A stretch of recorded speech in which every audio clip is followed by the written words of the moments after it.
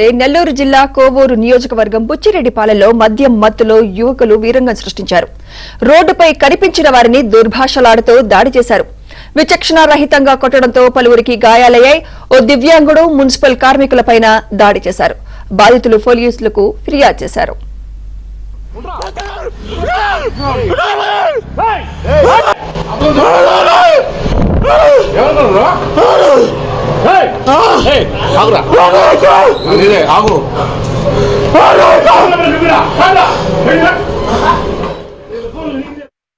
Serious గా తీసుకున్నారు. వెంటనే పోలీసు ఆఫీసర్తో కమిషనర్తో మాట్లాడి ఎవరైతే పంచాయతీ స్టాఫ్ మన యొక్క ప్రభుత్వ సిబ్బందిపై దాడి చేశారో వాళ్ళపై తక్షణ కఠినమైన చర్యలు తీసుకోమని ఆదేశించడం జరిగింది. ఇంకా వాళ్ళ వైసీపీ పాలనలో ఉన్నట్టుగానే అలాంటి అరాచక శక్తుల్ని మేము ఉపేక్షించాం. తెలుగుదేశం పార్టీ గౌరవ శాసనసభ్యులు చాలా తీవ్రంగా కూడా ఖండించారు. వేమిరెడ్డి ప్రశాంత్ రెడ్డి మేడం గారు దీనిపై వెంటనే స్పందించి విచారణ జరిపి కఠిన చర్యలు తీసుకోమని కూడా ఈ రోజు మేడం గారు కూడా ఆదేశించడం జరిగింది. బుచ్చిరెడ్డిపాలెం నగర పంచాయతీలో పారిశుద్ధ కార్మికులుగా పనిచేస్తున్నాము. మమ్మల్ని ఈ రోజు పండగల పిల్లకాయలు సురేంద్ర అబ్బాయి పేరు మా కార్మికులిద్దరిని అరటి గొడవలు పెద్ద పెద్దవి తీసుకొని ఉన్నోని పని చేసుకుంటున్న వాళ్ళని దారుణంగా కొట్టాడు. ఇదే విధంగా ఇంతకు ముందు కూడా ఒకసారి జరుగుతుంది, కానీ మేము మీ దాకా తీసుకురాలేదు. మళ్ళీ ఈ విధంగా చేస్తే మా కుటుంబాలకు రక్షణ ఎవరు? మాకు ఏదన్నా జరగడానికి జరిగినప్పుడు ఏదైనా జరిగి చచ్చిపోతే మా పరిస్థితి ఏంటి? మా కుటుంబాలను ఎవరు పోషించాలి? ఇంత దారుణంగా ఉంది. మరి నైట్ లో వర్క్ చేసేవాళ్ళం మేము, మాకంటూ ఒక రక్షణ కావాలి.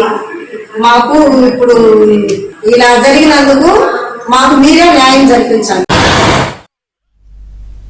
నెల్లూరు జిల్లాలో మద్యం మత్తులో యువకుల వీరంగంపై మరింత సమాచారం మా ప్రతినిధి మహేష్ అందిస్తారు. మహేష్. సుమిత్ర, ఇక్కడ నెల్లూరు జిల్లాలో రౌడీ మొక్కలు రోజు రోజుకు కూడా రెచ్చిపోతున్నారు. ప్రధానంగా చూస్తే బుచ్చిరెడ్డిపాలెం పట్టణంలో ఒక రౌడీ మోకల గ్యాంగ్ పెద్ద ఎత్తున రెచ్చిపోయారు. పూటుగా మద్యం గంజాయి వంటివి సేవించి ఆ మత్తులో ఏం చేస్తున్నారో కూడా వాళ్ళకి అర్థం కాకుండా వేరంగా సృష్టించినటువంటి పరిస్థితి.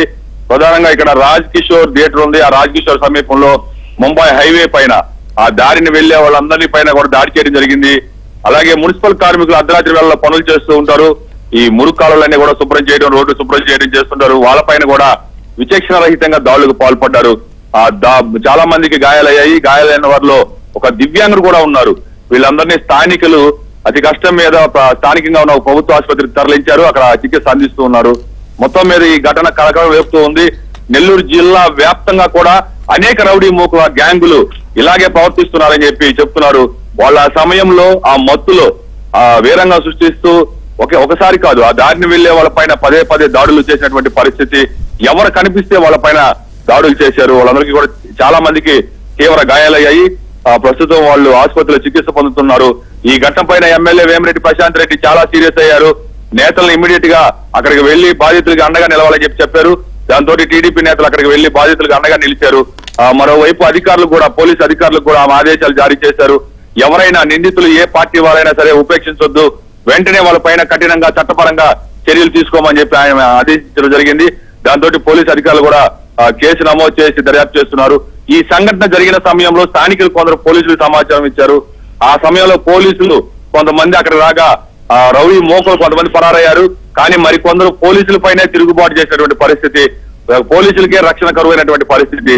ఇలాంటి ఘటనలు జిల్లా వ్యాప్తంగా కూడా అనేక చోట్ల జరుగుతున్నాయి. ఇటీవల నెల్లూరు నగరంలో కూడా ఆత్మకూరు బస్టాండ్ సమీపంలో ఒక భార్యాభర్తలు ఇద్దరు కారులో వెళ్తుండగా ఈ రౌడీ మోకలు కొంతమంది ఆ మత్తులో ఆ కారును ఆపి అద్దాలు ధ్వంసం చేసి గందరగోళం సృష్టించినటువంటి పరిస్థితి. అలాగే వేదాయపాలెం ప్రాంతంలో కూడా ఒక 20-30 మంది యువకులు రోజు కూడా మద్యం గంజాయి సేవిస్తూ చాలా గందరగోళం సృష్టిస్తున్నారు. కొన్ని రోడ్లలో అయితే కనీసం మహిళలు యువతులు ఆ రోడ్డును వెళ్లే పరిస్థితి లేదు. ఒంటరిగా ఏ క్షణాన ఏం జరుగుతుందో కూడా అర్థం కానటువంటి పరిస్థితి ఉంది.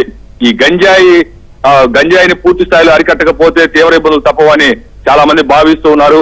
గడిచిన జగన్ ప్రభుత్వ హయాంలో పెద్ద ఎత్తున గంజాయి విక్రయాలు సాగాయి.